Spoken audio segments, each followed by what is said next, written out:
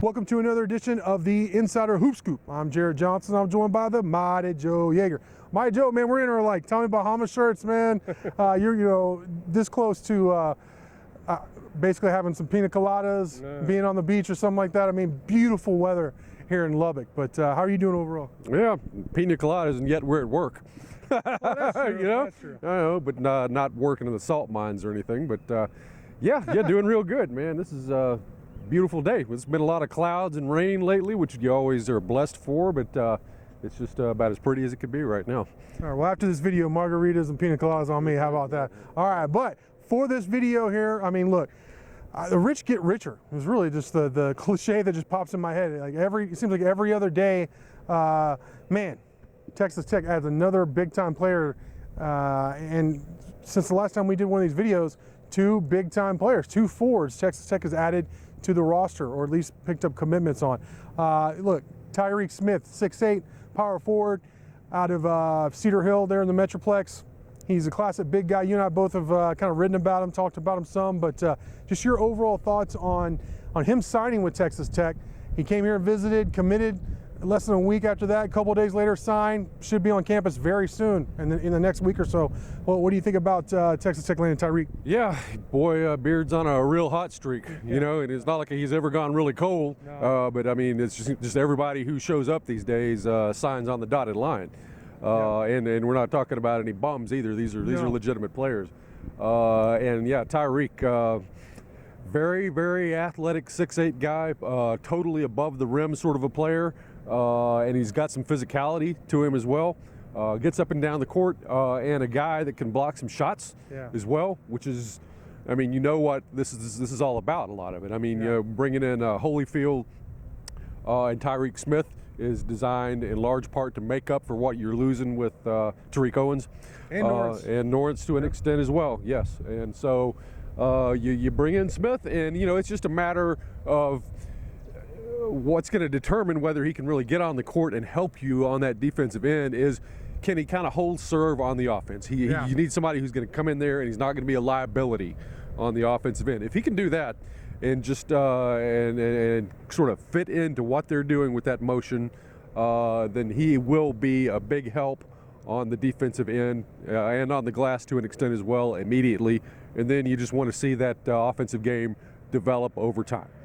Absolutely. I think, and this goes, people miss this sometimes, but I think a lot of times the reason why a guy plays early or not is if he just knows the system. If he knows where he's supposed to be, when he's supposed to be there.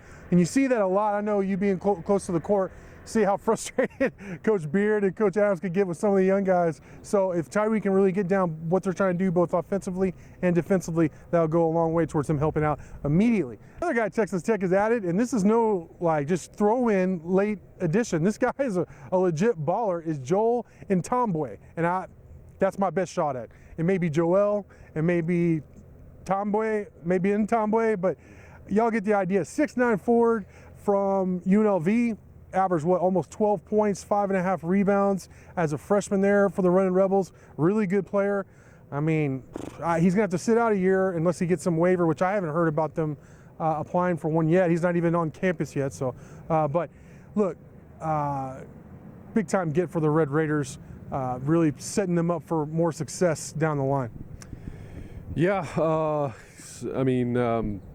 A very, very talented guy, you know, I mean, to make that sort of an impact as a freshman. And you got to understand that UNLV's best player, a guy named Shakur Juiston, and I don't know if I got that right or not, but he like busted his leg early in the season after something like 8 games. And he was a power forward, and Ntombwe was at the 3. Yeah. Okay, but after that happened, he had to move over and play the 4, which is not his natural position. Right.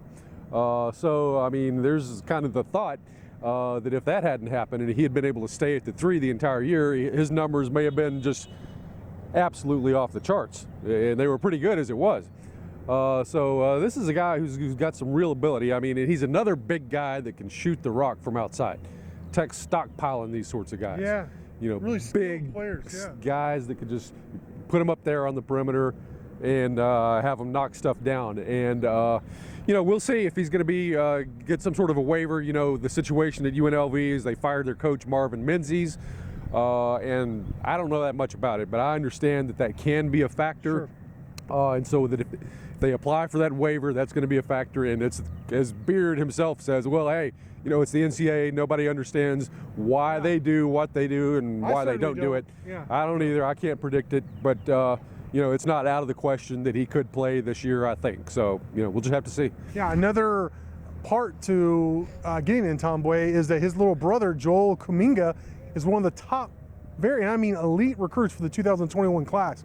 He's like a 6'6", 6'7", maybe even actually taller than that. Depends on where he's listed. But another really skilled player. I think he is listed as the number 2 24/7 sports player in the country.